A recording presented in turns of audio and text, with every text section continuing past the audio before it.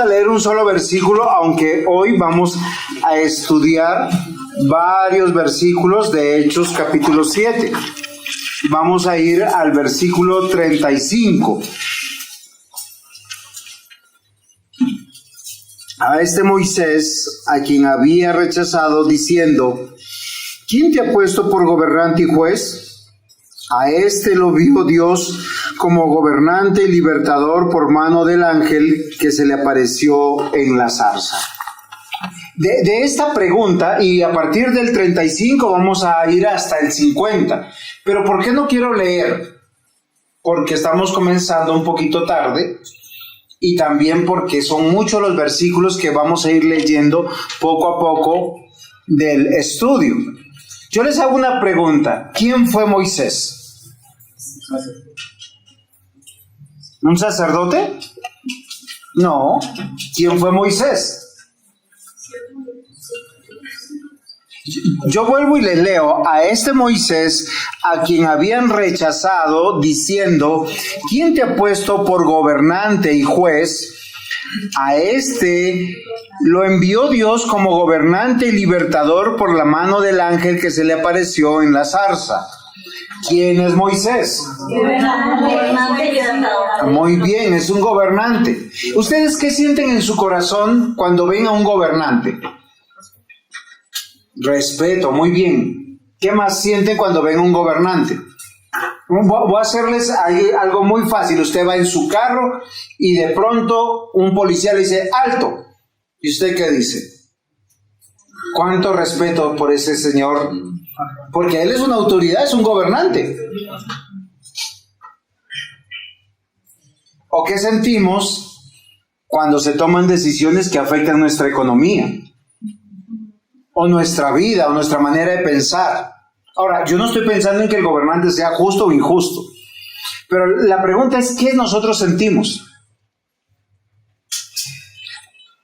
Y eso que no es nuestro familiar, deberíamos sentir respeto, eso es verdad, pero no sentimos respeto por él. Casi siempre los juzgamos, los señalamos, casi siempre nosotros vemos todos sus errores. Miren, yo he visto el primer papá y mamá buena cuando los hijos son adolescentes.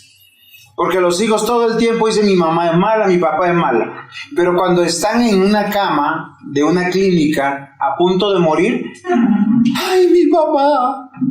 ¡Ay, mi mamá! Y yo digo: pero si todo el tiempo te portas mal.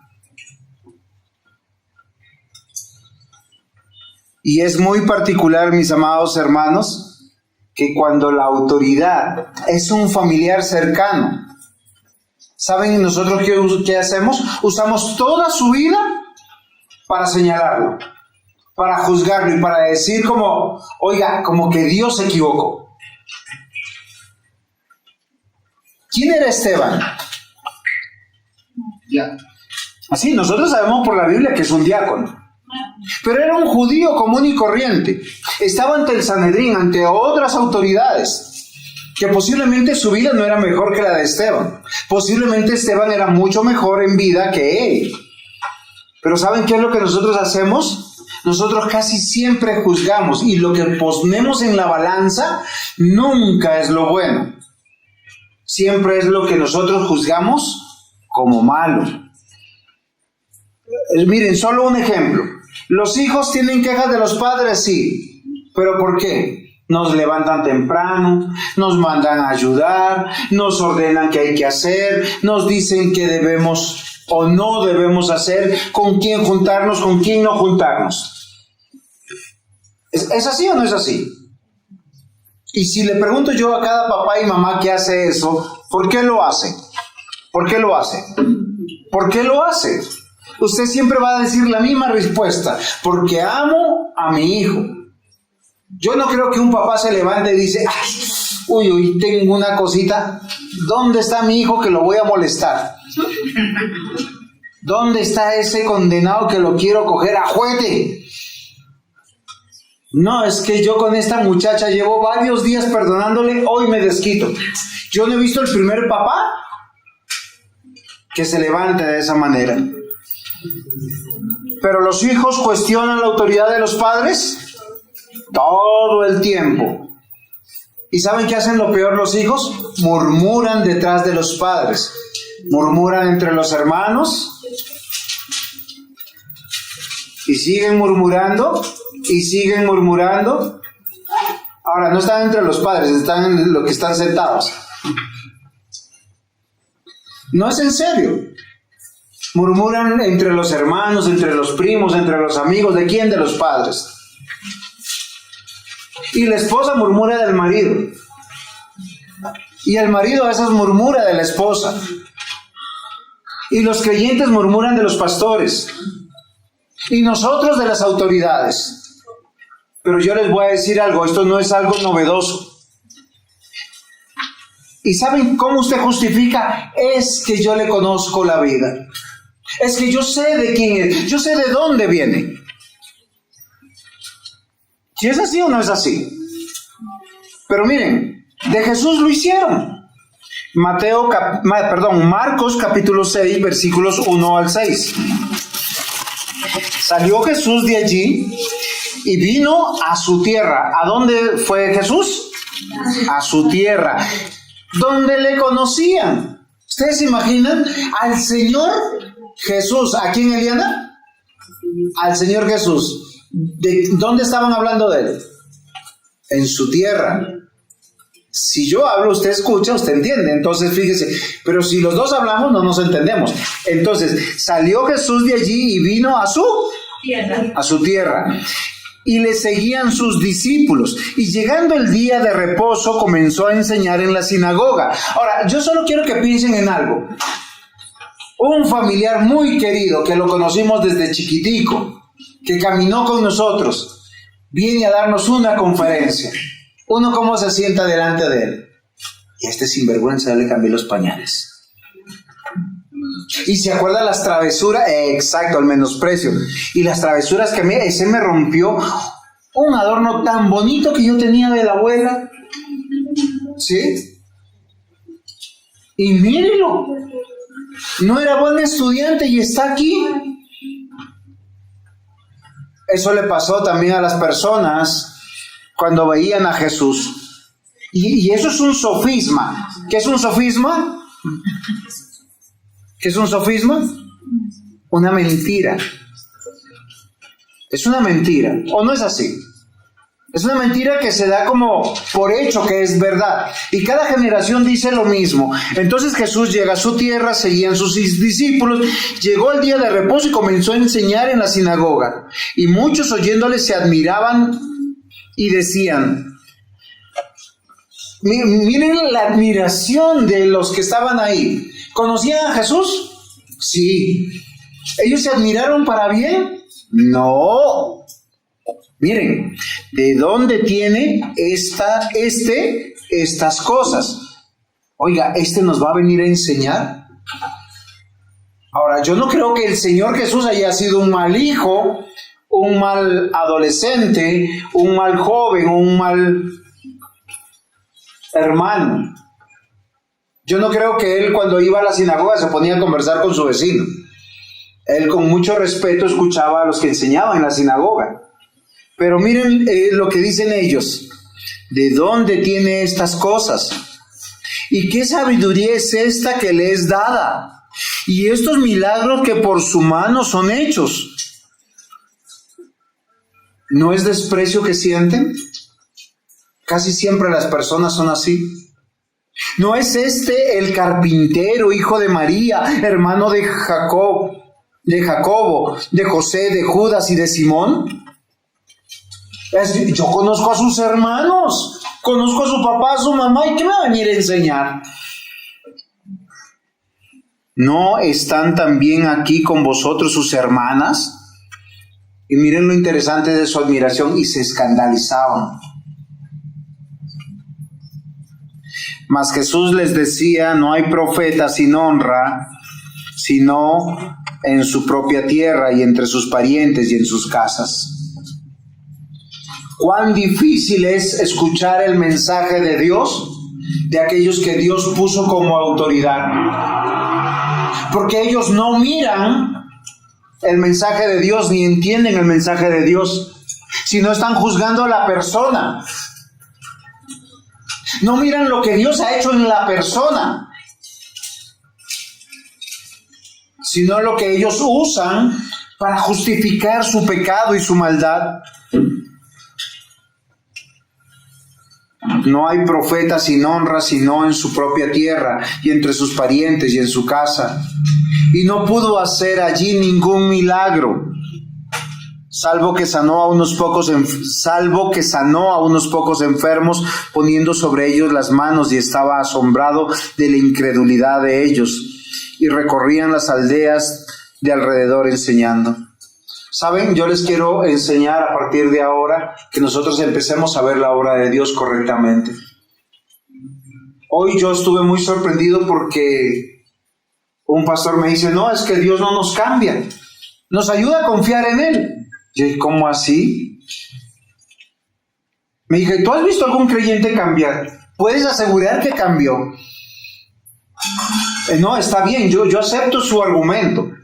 Yo le dije, pero yo cuando veo mi vida, que sí puedo juzgar, yo sí puedo ver que Dios cambió mi vida, mi pensamiento, mi conducta, mi manera de tomar decisiones. Yo no puedo aceptar que aquel que nació de nuevo, si hay una persona que nació de nuevo, siga en una vida corrupta y que diga solamente como que confío en Dios. Estas personas tomaron a mal todo lo que conocían de de Jesús, para usarlo de manera equivocada. De hecho, la expresión aquí no es el carpintero, era una manera despectiva de decirlo. Y yo quiero corregir algo que nosotros entendemos mal a veces por carpintero. Cuando pensamos en un carpintero, ¿saben qué pensamos? En alguien que hace muebles de madera o mesitas de madera. Los carpinteros de la época de Jesús no hacían por lo general ni mesitas ni sillitas porque el concepto no existía. Posiblemente lo que ellos eran personas que trabajaban la madera para hacer obras de construcción. ¿Quiénes serían esos los que están ahora trabajando la parte de la estructura de una obra de construcción? Sí, un arquitecto por lo menos en la parte profesional, pero los menos son los maestros de construcción. Ahora, un maestro de construcción no es cualquiera, ¿sí?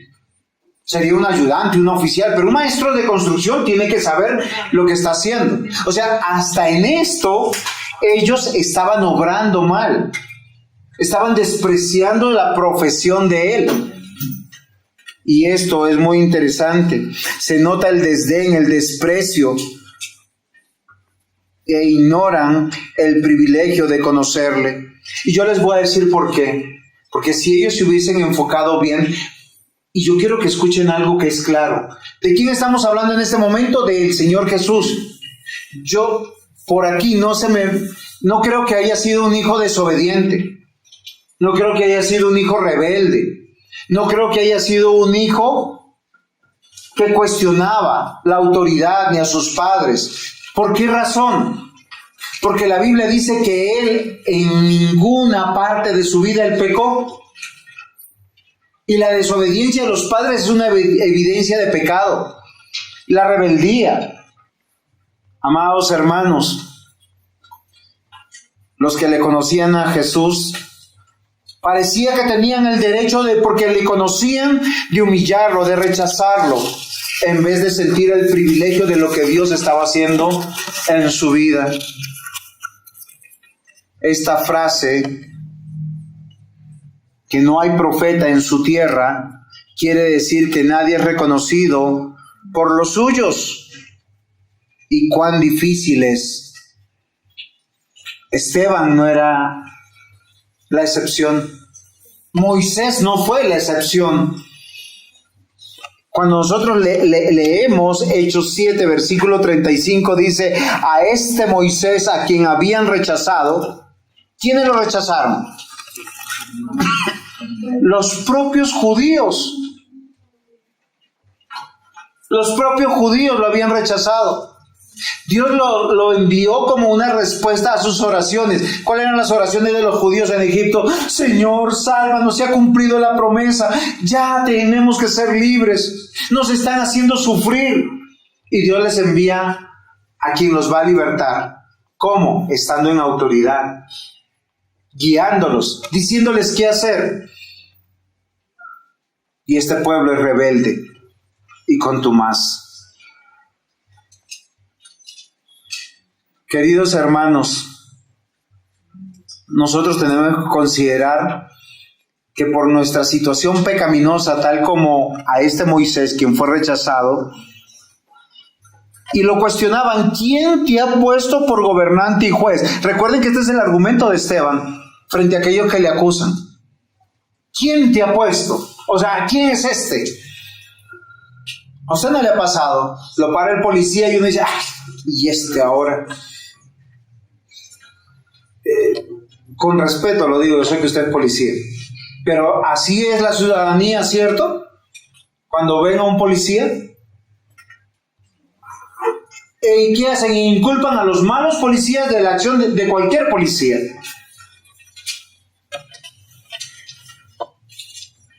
Las personas obran mal cuando en vez de ver la obra de Dios usan la vida de las personas para despreciar, desdeñar, humillar.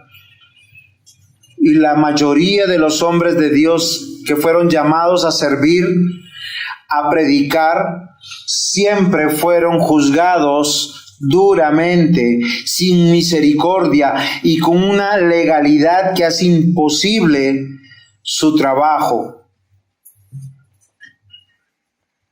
Y esta es la pregunta. Esteban, ¿qué es lo que está haciendo cuando se pone delante del Sanedrín y les dice, oigan, ustedes rechazaron en el pasado a Moisés, tal vez como a mí? Ellos se preguntaban cuando veían a Esteban una sola pregunta, ¿y quién es este? Yo sé que de sus corazones muchas veces, cuando he dado un consejo o una prédica, han pensado lo mismo. ¿Y quién es este? Posiblemente fijándose en mis errores, en mis pecados, o tal vez porque me conocen, pero no considerando que uno está dando un consejo que viene de la palabra de Dios. ¿Cuál es el título de la predicación? ¿Quién es este? Y en 3 argumentos yo les voy a responder quién es Esteban, quién es Moisés y quién es cada siervo de Dios que Dios dio a su pueblo a lo largo de su existencia. Punto 1. El que Dios puso. Solo quiero que recuerden algo. Hay un tiempo en la Biblia que es el tiempo de los jueces. ¿Ustedes se acuerdan del tiempo de los jueces? No había rey. ¿Quién gobernaba? Dios a través de autoridades. ¿Y el pueblo qué dijo? Queremos tener un rey como tienen los vecinos. ¿Cómo era el rey que tenían los vecinos? El título es ¿quién es este? Punto 1. El que Dios puso. Ahora, vuelvo a mi ilustración. Cuando el pueblo quiso escoger rey para Israel, ¿qué es lo que miró? Lo primero que miró fue la apariencia.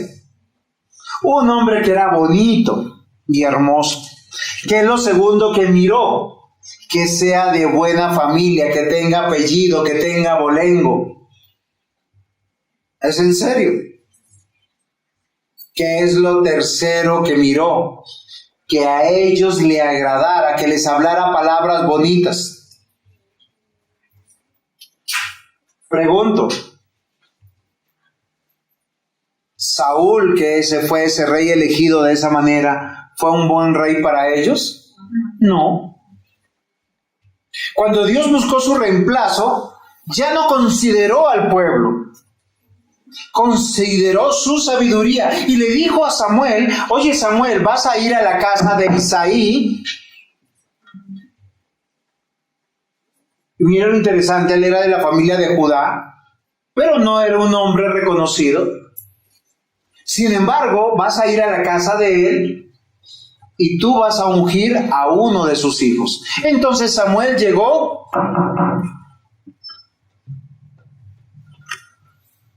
a la casa de Isaí. Isaí le abrió la puerta y Samuel cordialmente le comunicó y le dijo: he venido a ungir a uno de tus hijos. Adivinen Isaí qué hizo. Llamó a sus hijos. Dentro de sus hijos él pensó que era el más hermoso, el más fuerte, el que tenía las mayores cualidades. Puso a todos sus hijos que él consideró que eran aptos para el trono. Samuel echó una ojeadita y le dijo: Dios me dice que ninguno es. ¿Te falta un hijo? Sí, pero es el más chiquito, el más flaquito. Ese está por allá con las ovejas cantando. Tráemelo. Y lo trajo y le dijo: este es. ¿Por qué Isaí no pensó que su hijo David era el elegido? Por la apariencia, por lo que él le juzgaba, por lo que le conocía. Finalmente, él, aún como padre, lo despreció. Los filisteos, ¿qué hicieron cuando vieron a David, que salió muy valiente y corajudamente para pelear contra Goliat? Un hombre de más de 2 metros de estatura, no llegaba a los 3.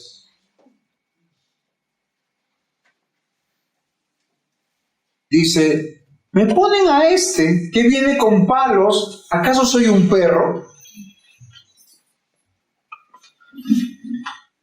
Miren, queridos hermanos, uno de los ataques que hace Satanás sobre el corazón del pueblo de Dios, de los creyentes, es que nosotros despreciemos a quien Dios puso como autoridad. ¿Y saben por qué? Porque el plan es despreciar su mensaje. El plan es que ellos vivan sus vidas a su manera y se alejen de los principios de Dios. Y cuando tú te alejas de los principios de Dios, te alejas de Dios mismo y empiezas a construir sobre la arena, sobre arenas movedizas, ya que Dios siempre, desde que creó el mundo, Él planeó poner una persona en autoridad como su representante, no porque sea bueno, no porque sea infalible, no porque sea atractivo a nuestros ojos o a nuestros oídos. ¿Ustedes se imaginan cuál era la gracia o el don de cada persona que Dios puso en la Biblia para dirigir al pueblo? Y yo estaré con él todos los días de su vida. Dios no lo llamó a que sea un hombre como Jesús, sin pecado. De hecho, la Biblia nos muestra que cada uno de los hombres que están en la Biblia, ¿qué les sucede? Cometen errores, cometen pecados, se tienen que arrepentir. Cuán vergonzoso es que nosotros nos cuenten que en la vida de este rey tan fabuloso como el rey David, nos cuenten que fue un hombre adúltero. ¿Qué tal el pueblo diciendo: no, y ese adúltero todavía ya sigue? Ahora, no estoy promoviendo que los pastores sean adúlteros. Lo que estoy diciendo es que la Biblia denuncia los pecados de aquellos que Dios puso como líderes, y las consecuencias de sus pecados los sufrió. Yo creo que ningún hombre aquí desearía el castigo que sufrió David como adúltero. Le violaron una hija, le mataron a sus primeros 5 hijos.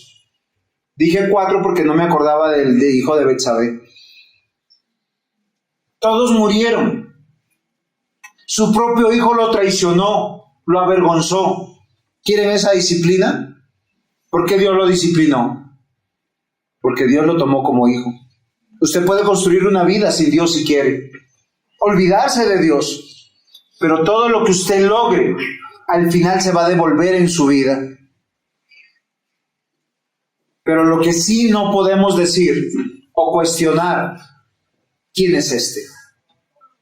Porque ese que señalamos a veces es Dios quien lo puso.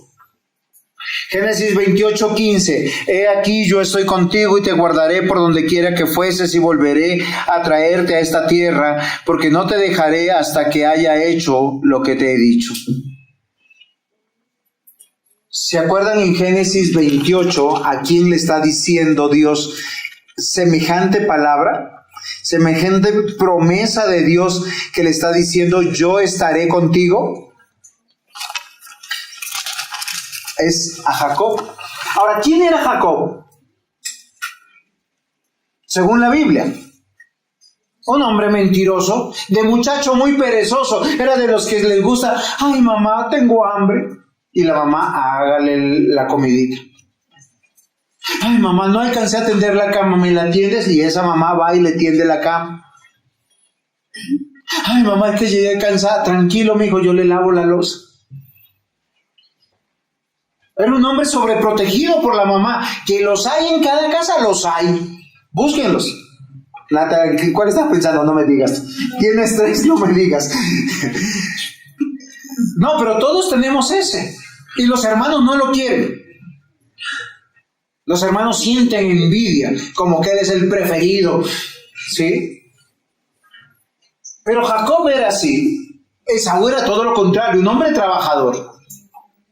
Pero ¿qué hace y qué marca la diferencia en él? Que Dios estaba con él, que Dios lo había puesto, que Dios lo había elegido, que Dios lo había puesto al frente de su pueblo, a pesar de sus equivocaciones. Uno de sus más grandes errores es casarse con 2 mujeres. ¿Por qué razón? Porque él no tuvo paz. Él no tuvo paz. La Biblia dice que todo el tiempo esas mujeres competían. Y él tuvo una vida muy amargada de esa manera. 1 Samuel 18:12 dice, mas Saúl estaba temeroso de David, por cuanto Jehová estaba con él y se había apartado de Saúl. Jeremías 20:11. Mas Jehová está conmigo como poderoso gigante, por tanto los que me persiguen tropezarán y no prevalecerán, serán avergonzados en gran manera, porque no prosperarán, tendrán perpetua confusión que jamás se olvidarán. ¿Quién era Jeremías? Jeremías era un profeta por ahí, despreciado de los gobernantes, despreciados del pueblo. Él visitaba el palacio de calabozo en calabozo. Pero ¿qué estaba convencido él y qué hacía la diferencia? Que Dios lo había puesto. Mas Jehová está conmigo como poderoso gigante. Ahora, ¿eso le quitó las aflicciones? No. ¿Se las quitó a José? Tampoco. ¿Se las quitó a Jacob? Tampoco. Sin embargo, ¿por qué él tuvo un puesto de autoridad? Porque Dios estaba con él. Dios lo puso. Job 29:5. Cuando aún estaba conmigo el Omnipotente y mis hijos alrededor de mí. Una declaración que él hace a sus amigos, porque sus amigos cuando lo vieron enfermo, caído, vinieron a señalarlo, a juzgarlo y le decían, confiesa tu pecado, estás obrando mal, tú eres el que está como líder de todos nosotros, ¿qué te pasa? Y él que les dice, recuerden que Jehová estaba conmigo. Dios también le dijo a Jeremías 30:11, dice, porque yo estoy contigo para salvarte, dice Jehová, y destruir a todas las naciones entre las cuales te esparcí, pero a ti no te destruiré, sino que te castigaré con justicia, de ninguna manera te dejaré sin castigo. Venga, ¿y eso por qué está diciendo eso? Porque a veces los hijos de Dios pecamos y obramos mal. Si usted es un hijo de Dios, téngalo por seguro que Dios obrará para que usted cambie su mente, cambie su corazón, cambie su conducta. No solo requiere de nosotros confianza, Deuteronomio 31:23, y dio orden a Josué, hijo de Nun, y dijo: esfuérzate y anímate, pues tú introducirás a los hijos de Israel en la tierra que les juré, y yo estaré contigo. ¿Y quién era Josué? Miren, ¿saben cómo veía Josué al pueblo de Dios? Como el consentido del pastor. Ese que es el intocable, el que se lo lleva para todos lados. ¿Quién era el pastor en ese momento? Moisés. Muere Moisés y nunca habían visto en autoridad a Josué. ¿Y a dónde nos guiará? Y recuerden que Josué capítulo 1 le dice 9 veces Dios a Josué unas palabras cariñosas: esfuérzate y sé valiente. Oiga, yo creo que eso nos avergonzaría a nosotros, porque uno le dice eso al que no se esfuerce y no sea valiente. Y quiero terminar el ejemplo de que Dios escoge al que nosotros menos quisiéramos, porque nosotros somos expertos para ver los pecados de los demás, no nuestros pecados, y no tampoco para ver la obra que Dios está haciendo en esa persona.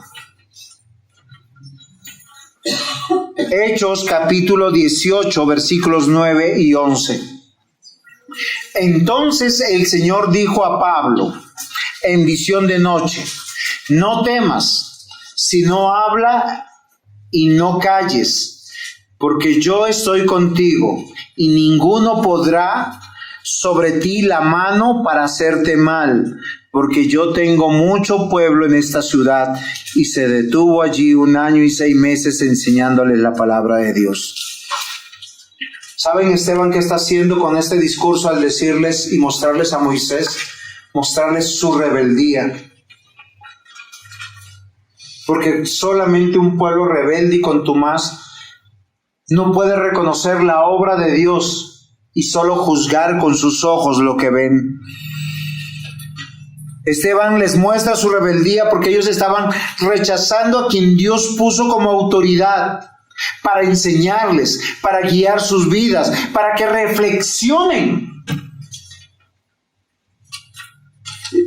Lo pongo en términos castizos y pido perdón si ofendo a alguien. ¿Quién dijo que Dios dio a los padres para que críen a sus hijos como mascotas? Para que les cumplan todos sus deseos como si fuera el genio de la lámpara maravillosa. Dios dio padres a los hijos para que los cuiden y los formen en carácter. Eso es amor. Por ahí dicen, y hay varios conferencistas seculares, no cristianos, dicen: ¿quieres crear un delincuente? Dale lo que quieres. Permítele todo lo que desees. Nunca lo corrijas y tendrás el perfecto delincuente. Dios, ¿para qué nos dio pastores? ¿Para qué nos dio profetas? ¿Para qué nos dio hombres de Dios? Para llamarnos al arrepentimiento, para que reflexionemos. Esteban les está diciendo: ustedes juzgaron a Moisés. Miren, los versículos 20, 22 dicen: recuerden, él fue un hombre judío criado por el faraón y ustedes lo juzgaron. ¿Quién lo juzgaba? El mismo pueblo. ¿Quién es este que nos quiere venir a ser juez, a decirnos qué hacer? ¿Quién es este que volvió de Madián escapando de la justicia? ¿Quién es este? Y yo quiero responderle que siempre es aquel que Dios puso. Y no lo puso por ser una mejor persona que usted. Lo puso porque Dios pone a algunos para dirigirnos, para enseñarnos, para instruirnos en justicia. Esas personas tienen que usar por eso la palabra de Dios para guiar nuestras vidas. Y si el siervo de Dios te está hablando de la palabra de Dios, de la voluntad de Dios, pues corrige tu camino, porque si no perecerás. Los hombres de fe están listos para batallar por la fe. Dios el Todopoderoso está con ellos. Y el que entabla la guerra con el pecado Queridos hermanos, nunca un hombre de Dios va a desviar su camino en lo que tiene que hacer para llevarnos al arrepentimiento, porque él está convencido de algo. Dios le encargó personas para llevarlos a Cristo. No es para que le digan, ay pastor, cuánto lo quiero, cuánto lo amo. Yo conozco ministerios de muchos pastores que son grandes políticos, grandes diplomáticos. Tienen una postura muy noble, palabras cariñosas. Va pasando la gente, Dios te bendiga, el Señor está contigo. Pero no les importa sus vidas. Lo que les importa es que lleguen a la iglesia, que les traigan sus diezmos, que le reconozcan su honor. Es un ciego guía de ciegos. Sin embargo, el que Dios puso, Dios está con él. Primero está obrando en su vida. Él tiene que ser consciente que él tiene que ser santificado. Pero asimismo lleva a la santificación a su primera congregación, los que están en su casa, y a los segundos, a los que están en su iglesia. ¿Quién es este? ¿Cómo es el primer punto, Juan David? El que Dios puso. El segundo punto, ¿quién nos guiará? ¿Cuánto nos cuesta? Que a quien conocemos y le conocemos las intimidades, sea aquel que Dios puso para que nos guíe.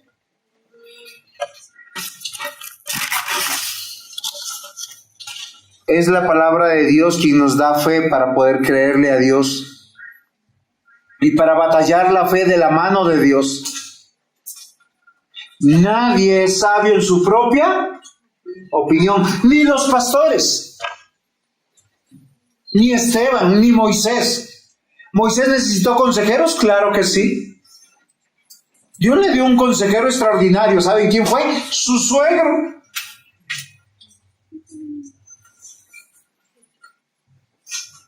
Y él estaba así como, yo no sé cómo cuando uno se llena de, es que Dios me eligió y yo lo voy a hacer y lo estoy haciendo bien, de una vanagloria tonta. Y empezó a tomar decisiones y él se equivocó en muchas de sus decisiones. ¿Y qué tuvo que hacer el suegro? Decirle, oiga, venga Moisés, vengan, yernito. Yo no sé si lo sentó y le dijo, voy a hablar con usted. Le digo, no estás haciendo bien. Acá tú no eres el papa. Bueno, en ese tiempo no había el papa, o sea, tú no eres el faraón. Tú tienes que trabajar en equipo. Saber que tú tienes que rendir cuentas a Dios de esa congregación que Dios te dio. Queridos hermanos, tan hermoso es cuando usted tiene personas que lo cuidan y lo aconsejan. Un equipo que se puede hacer las cosas, porque acá hay un solo propósito para Dios. En todo este hermoso libro que se llama Biblia, hay un solo propósito. Es la gloria de Dios. ¿Cómo se consigue la gloria de Dios? Haciendo el plan de Dios. Por eso la vida de un hombre que se construye, hombre o mujer que construye su vida sin Dios, es una vida vana. Y Eclesiastés lo dice de esa manera, todo debajo del sol es vanidad. ¿Saben qué es vanidad? A veces damos la vida, toda una vida por un título. Y llega un momento que el título sirve para tres cosas, ni para adornar la pared. Uno los baja, porque hay títulos mejores. Uno termina de arquitecto. ¿Hay un título mejor que arquitecto? ¿O de abogado? ¿O de doctor?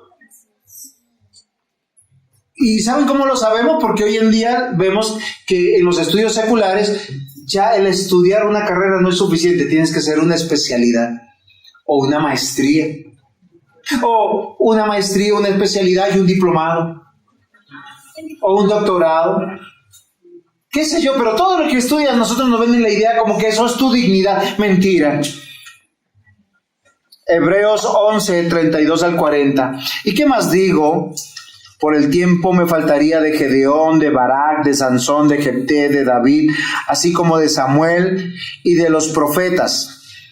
que por fe conquistaron reinos, hicieron justicia, alcanzaron promesas, taparon boca de leones, apagaron fuegos impetuosos, evitaron filo de espada, sacaron fuerzas de debilidad, se hicieron fuertes en batallas, pusieron en fuga ejércitos extranjeros.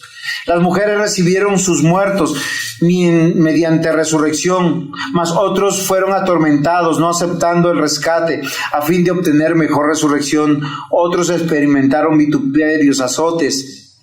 Miren, queridos hermanos, acá hay unos nombres de hombres reconocidos por Dios como hombres que Dios puso para dirigir y guiar al pueblo.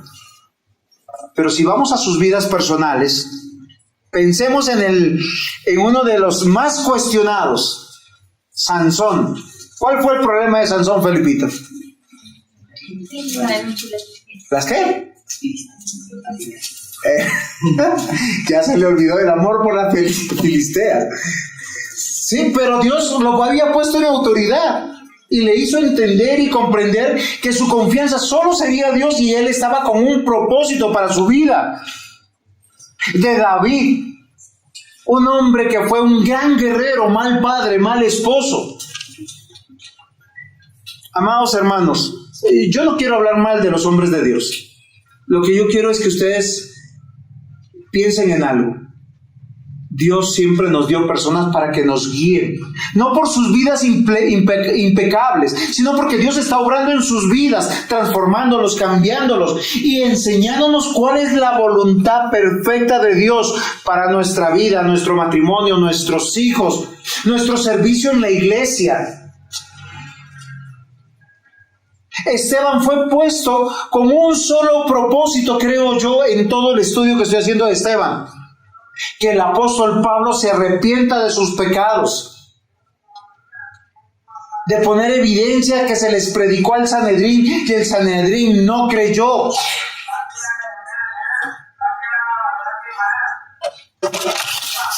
Cuán difícil es, mis hermanos, cuando nosotros nos llenamos de argumentos. Dios es autoridad y quien tiene el único derecho de gobernar sobre nuestras vidas, y Él lo hace a través de instituciones. ¿Cuáles son las 3 instituciones que Dios diseñó para gobernar todo el mundo? Son básicas. El hogar, ¿sí? La iglesia y el Estado. Y en el hogar, ¿quiénes son los que están a la cabeza? Los padres, el matrimonio. Básicamente, son los responsables de unos hijos. ¿Qué tal el papá que le diga a los hijos: no, tranquilo, mire, usted ya creció, tiene que experimentar la vida, mire, tome acá una platica, váyase al mundo y gócelo? Sería un buen padre, ¿cierto que no? ¿Qué hace un padre cristiano? Tiene que llenarse de la palabra de Dios para guiar a sus hijos bajo los principios de Dios. Y cuando usted tiene los principios de Dios, claro, usted empieza a poner normas en la casa. Hija, no se ponga ese vestido, eso no le agrada a Dios. Compórtese bonito, eso no le agrada a Dios. Haga su devocional, lea la Biblia, oremos. ¿O no es así? Lo mismo pasa con los pastores.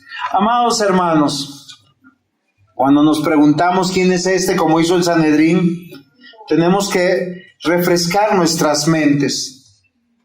No solamente es el que Dios puso, lo puso en autoridad. Porque solo una persona que se sujeta a una autoridad es autoridad porque está bajo autoridad. ¿Comprendió? Una persona que no está bajo autoridad vive en la anarquía. Y una persona que vive en la anarquía no es ciudadano en ningún lado, es un rebelde revolucionario. ¿O no es así? Quien está en autoridad siempre está bajo autoridad porque es autoridad. Yo no le puedo decir a mis hijos: yo soy un buen padre, si no estoy bajo autoridad.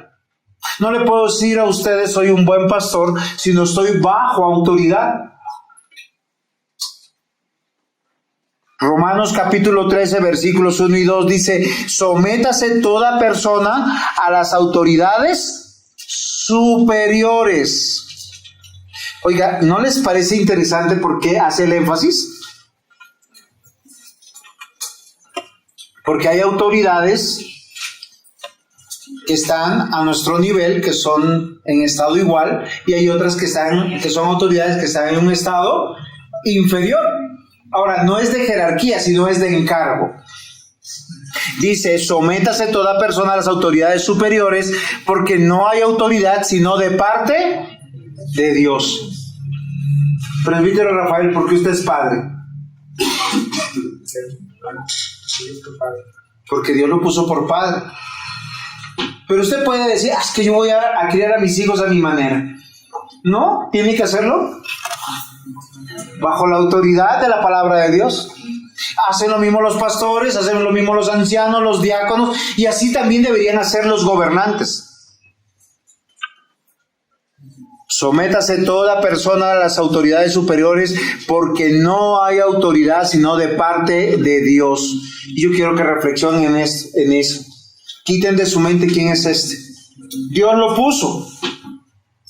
Y las que hay por Dios han sido establecidas. Y miren, queridos hermanos y hermanas, de modo de quien se opone a la autoridad, a lo establecido por Dios resiste. ¿Por qué creen que hoy en día los jóvenes a sus papás no le quieren llamar papás? Los quieren llamar del nombre. O peor, les ponen apodos. Dicen de cariño: Cucho. ¿Sí? No, es en serio. Pero es que la palabra padre es muy fuerte. Sí, es tan fuerte que cuando un hijo está molesto, papá. Pero cuando está bien es: papito, te amo. Somos rebeldes a la autoridad. Yo quiero replantear, mis amados hermanos, porque Dios nos tiene que hablar. Debemos aprender que el principio de este mundo es la rebeldía. Y el principio básico de los hijos de desobediencia es el de ser rebeldes, de no sujetarse. Pero si usted está recordando que toda autoridad es delegada por Dios, ¿usted qué tiene que decir? Mi papá o mi mamá no son perfectos, pero gracias a Dios que los tengo. No tienen un pastor perfecto, nunca lo tendrán, pero es el que Dios les dio. Amados hermanos, no tenemos un presidente perfecto, es el que Dios quiso poner. Amados hermanos, Dios está expresando su autoridad, su gobierno, a través de padres, profesores, policías, jefes, gobernantes, etcétera, autoridades de autoridades. El problema es de cada quien. Si usted como padre está obrando mal, aténgase, porque sus cuentas son con Dios. Si usted es un mal marido, una mala esposa, aténgase, sus cuentas son con Dios. Porque yo he escuchado por ahí: ay no, pastor, es que ya me tiene cansada y por eso yo le tengo que cantar la tabla. Oiga, ¿en qué parte de la Biblia dice que la mujer tiene que cantarle la tabla al marido? La Biblia todo lo contrario dice que con silencio muchas ganaron a esposos que eran inconversos. ¿O dónde en la Biblia dice que el marido tiene que dominar a la esposa? Es que no me dejo. ¿Quién dijo en esta casa mando yo? Eso no es bíblico. ¿Qué dice la Biblia que debe hacer el marido? Ama a tu mujer. ¿Pero qué significa amar? Amar no es permitirle todo, ni acolitarle todo. Es guiarla, dirigirla, es mostrarle que usted es ese apoyo, ese soporte, esa sabiduría.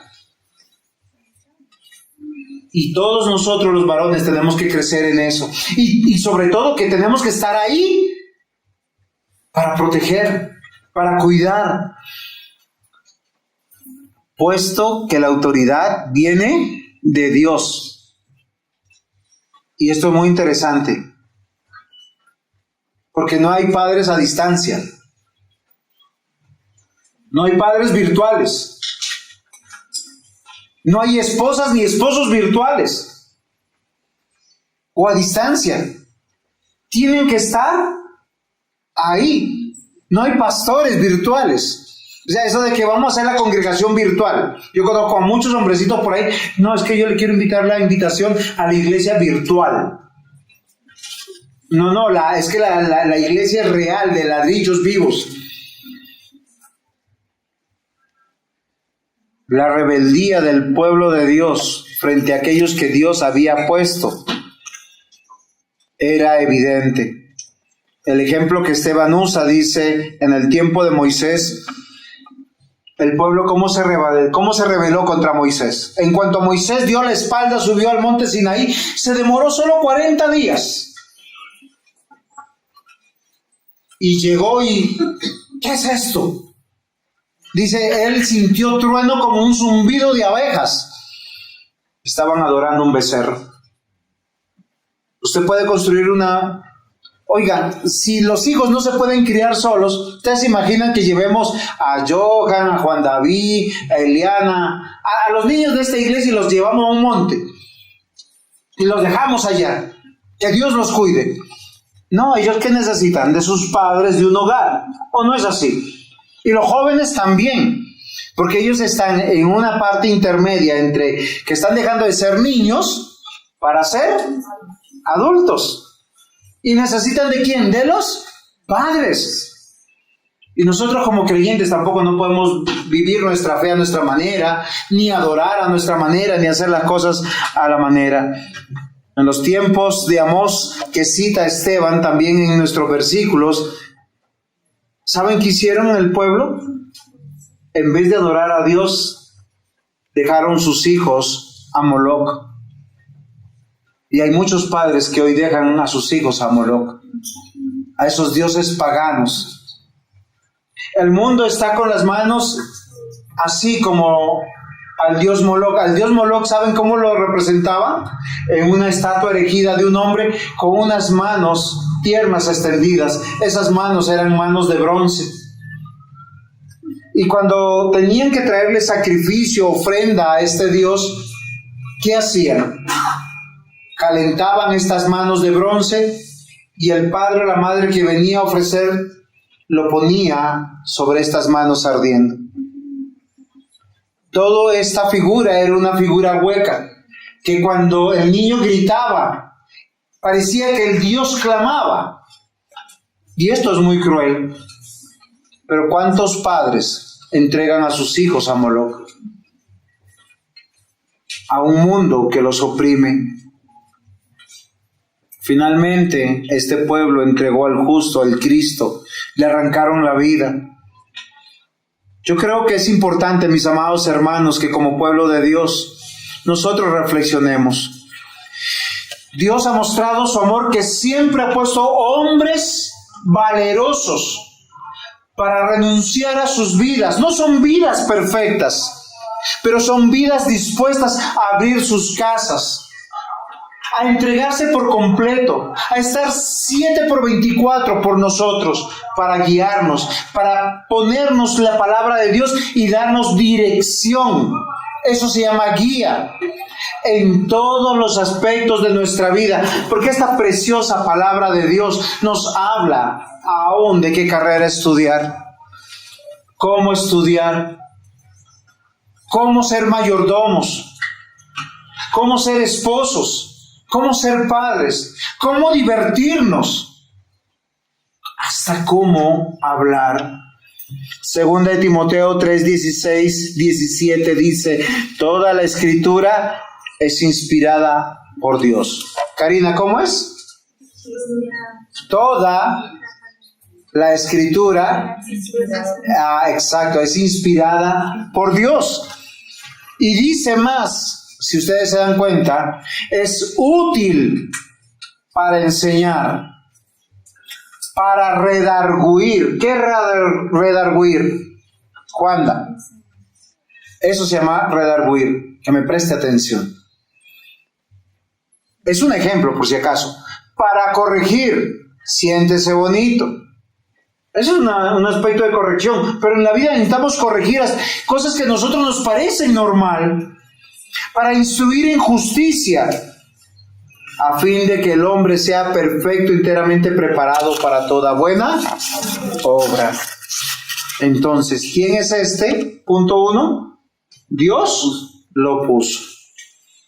Segundo punto, el que nos guía. O sea, todo hombre de Dios está para guiarnos. ¿Con qué? Con la dirección de Dios. No es con su vida. Usted no puede decir, es que, yo escuché alguna vez, es que este pastor como adulteró, hay que sacarlo y...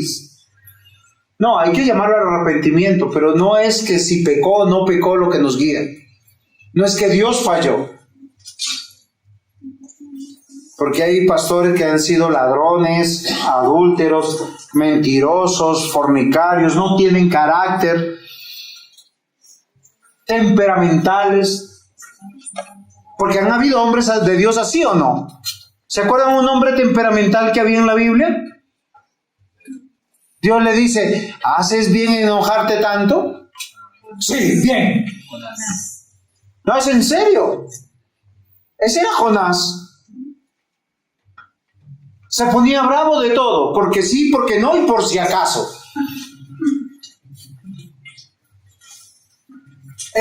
Miren, de los que se enojan mucho, ¿saben qué es lo primero que piensan? Es que yo no sirvo para nada. Aquí estoy. ¿Se acuerdan que Jonás en el barco dijo? Soy yo, mátenme. Y Dios que dijo, pero es que Dios te había puesto para que vayas y prediques a Nínive. Dios lo puso, es quien nos guía. Tercer punto, a quien debemos sujeción. Ahora, no piense que la sujeción tiene que ver con humillación. Como que lo que tú digas. Sí, porque hay esposas que son así con los maridos.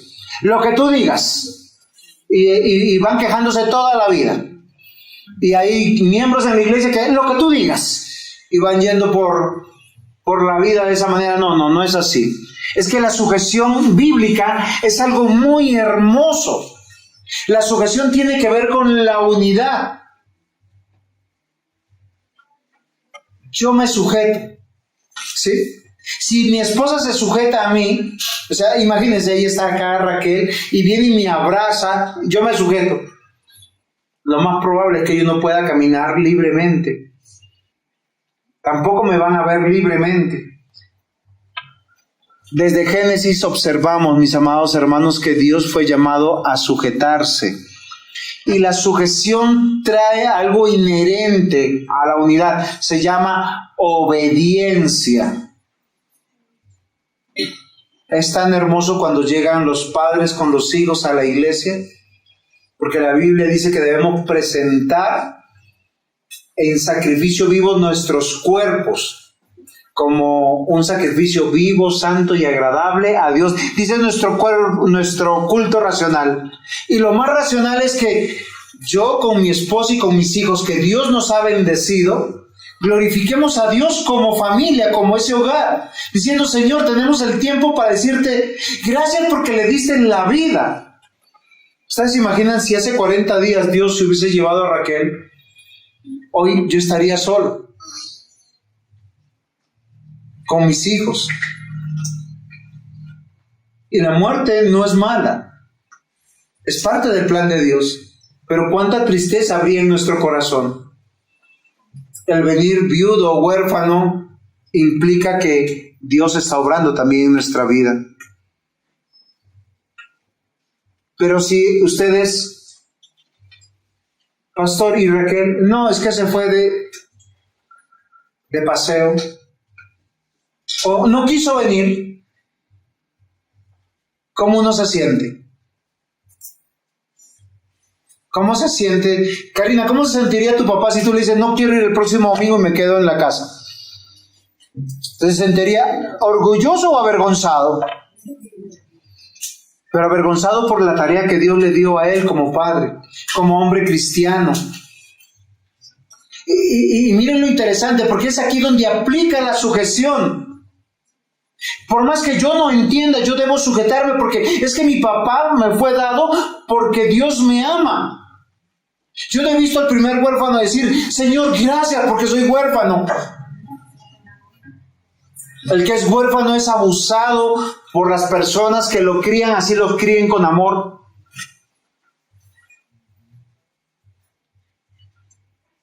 O alguna esposa, no, gracias a Dios me casé y ya te lo llevaste. Uy, descansé.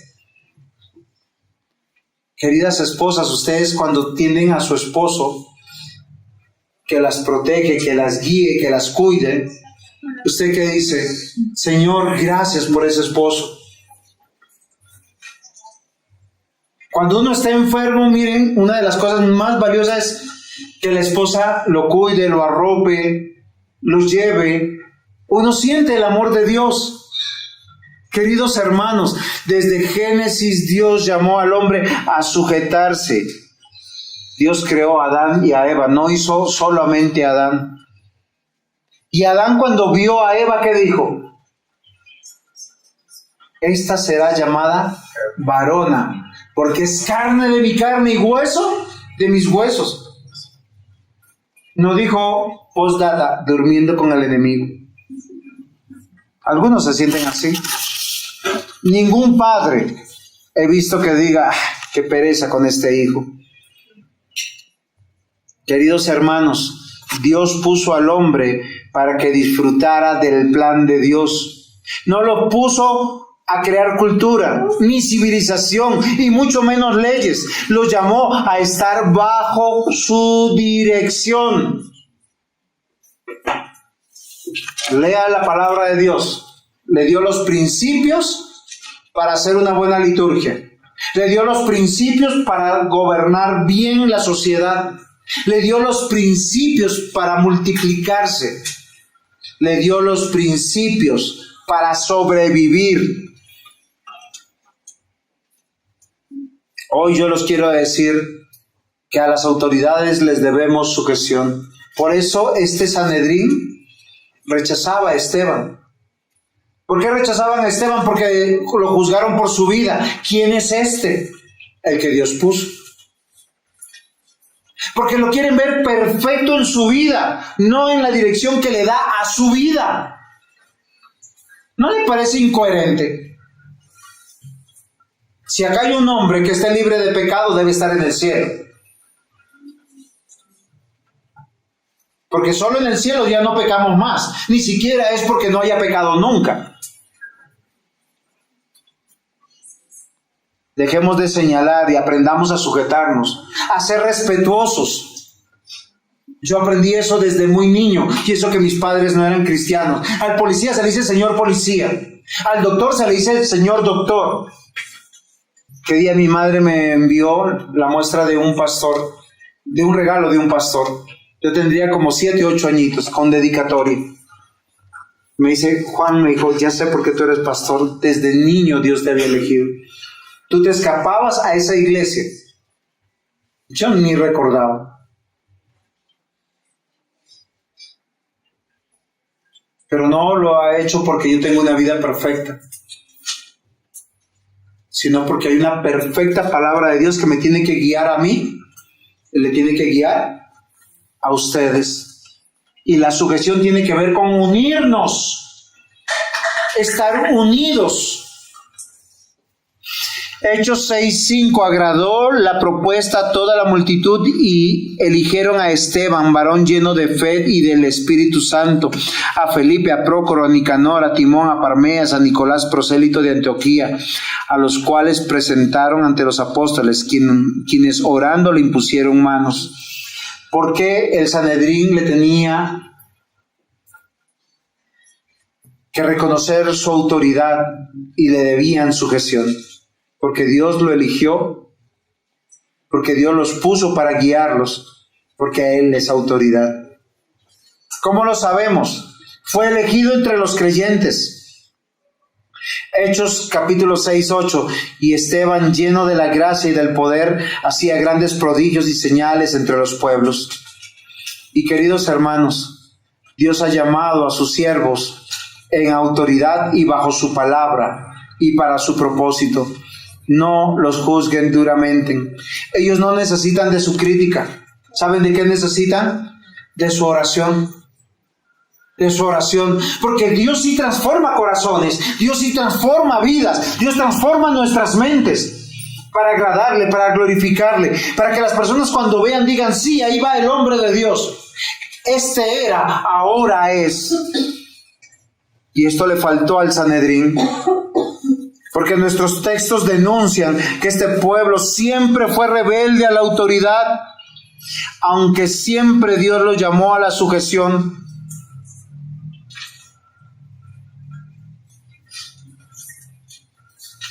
Se van a sujetar. Dios quiera que sí. No es a mí, es a la palabra de Dios.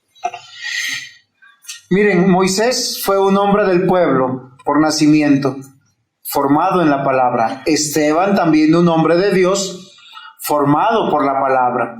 Moisés fue ese gobernante, ese abogado del pueblo. ¿Por qué? Por su carácter, formado por Dios. ¿Y quién era Esteban? Un diácono, por su carácter, lleno de la gracia de Dios. Moisés, un libertador para el pueblo, por la orden de Dios, se le dio la ley. Y Esteban, un ungido de Dios, al cual se le impusieron las manos, enviado con el mensaje de Dios. ¿Saben, queridos hermanos? La palabra de Dios dice lo siguiente: nosotros tenemos que aprender a sujetarnos. Hebreos 13, versículo 17, obedeced a vuestros pastores y sujetaos a ellos. Y esto no es gratis, porque ellos velan por vuestras almas. Miren, cuando un pastor se acerca a usted, no es para juzgarlo, no es para acusarlo, no es para desarmarle sus planes. Posiblemente sí, es en serio. Pero miren, es que Él está velando porque usted y su hogar y su familia y su vida agrade a Dios. Porque la Escritura dice, como quienes han de dar cuenta, para que lo hagan con alegría, no quejándose, por esto no le es provechoso. Es tan triste cuando uno tiene que decirle a los hermanos, es que yo se lo dije, yo le avisé. ¿Por qué no hizo caso? Y recuerden que la sujeción bíblica es voluntaria. No vayan a pensar, Señor, dame sujeción y como que Dios te lleva. No, así no es. Es reconocer que Dios lo puso, que Él nos guía, que Él está en autoridad. Y cuando me sujeto es para glorificar a Dios y en todo y absolutamente todo lo que dice la palabra de Dios. Mateo 11, versículo 25 y 28, y en aquel tiempo respondiendo Jesús dijo, te alabo, Padre, Señor del cielo y de la tierra, porque escondiste estas cosas de los sabios y de los entendidos, y las revelaste a los niños. Sí, Padre, porque así te agradó. Todas las cosas me fueron entregadas a mí, me fueron entregadas por mi Padre, y nadie conoce al Hijo sino al Padre, ni al Padre conoce a alguno sino al Hijo, y aquel a quien el Hijo lo quiera revelar. Venid a mí todos los que estáis trabajados y cargados, y yo os haré descansar. El mundo es así, te va a oprimir, te va a cansar. Llevad mi yugo sobre vosotros y aprended de mí, que soy manso y humilde de corazón, y hallaréis descanso para vuestras almas, porque mi yugo es fácil y ligera mi carga. Ya estoy terminando, mis hermanos. 5 minutos más y termino. Queridos hermanos, cuando no nos sujetamos, manifestamos nuestra rebeldía. Cuando no nos sujetamos, pensamos que estamos viviendo a nuestras anchas. ¿Saben cómo quienes vivimos cuando no nos sujetamos? Como aquellos que nosotros llamamos indigentes. ¿Se han dado cuenta que las personas que viven en la calle o los habitantes de calle, no hay quien los gobierne? No tienen un hogar, no hay una ley, ni siquiera el Estado los protege. Usted entonces es un indigente espiritual. El indigente espiritual es quien no se sujeta, vive a sus anchas, ofrece la ofrenda como quiere, cuando quiere, donde quiere. A su manera vive. Y eso lo que termina denunciando es una idolatría. Esteban, con este discurso, le estaba mostrando al pueblo todos los privilegios que ellos tenían. ¿Saben cuál es el mayor privilegio? Tenemos hombres de Dios que nos guían. En nuestros términos, hoy tenemos pastores. Ellos tuvieron profetas. Dios les envió profetas, les puso un tabernáculo, les dio un templo, les dio su ley y lo despreciaron. Es como hoy que muchos que se llaman cristianos tienen iglesia, tienen pastores y la desprecian. Esteban les hizo notar también que estaban limitados por Dios. O usted se sujeta a Dios o se rinde como un esclavo al diablo. Y también les hizo notar que ellos, en vez de amar a los profetas, de sujetarse a los profetas, los mataron. Cuánta ignorancia hay en nuestras vidas.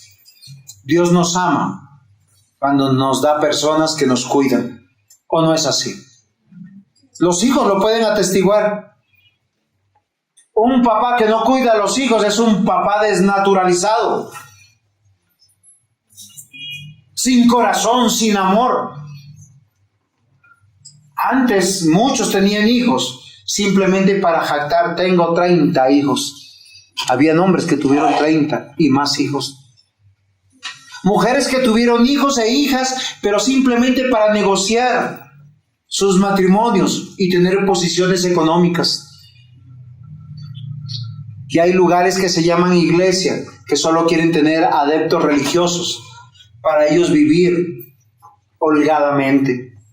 Hoy debemos meditar si somos discípulos de Cristo, somos moldeables, somos dóciles, somos aquellos que abandonamos el murmurar, abandonamos el traicionar, abandonamos el no sujetarnos, para pedirle al Señor, ayúdanos a unir a ese plan perfecto que tú tienes, extender tu reino y vivir para tu gloria.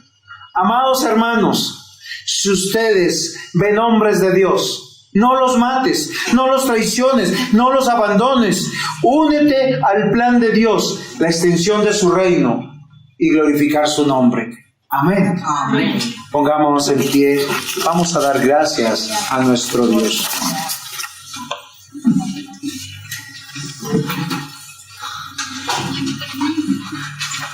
Amado Señor, buen Dios, perdónanos por ser tan críticos. Perdónanos, Señor, porque muchas veces somos tan prontos para ver los pecados de los demás, aún de los que nosotros llamamos nuestros pastores, y no la obra que tú estás haciendo en ellos. Ayúdanos, Señor, para entender que tú nos amas a través de las personas que pones en autoridad. En el hogar, los padres, los esposos, el cónyuge. En la iglesia, ancianos y pastores, nuestros diáconos. Y en el gobierno, Señor, esas autoridades, esas instituciones que sean, Señor, para cuidar y velar por el pueblo. Señor, ten misericordia una vez más de nosotros. Gracias por tu palabra. Ayúdanos, Señor, a ser humildes y mansos de corazón, como tú lo moldeaste, como tú nos lo dejaste como ejemplo, Señor Jesús, para glorificarte y para bendecir tu nombre. Te lo rogamos en los méritos de Cristo,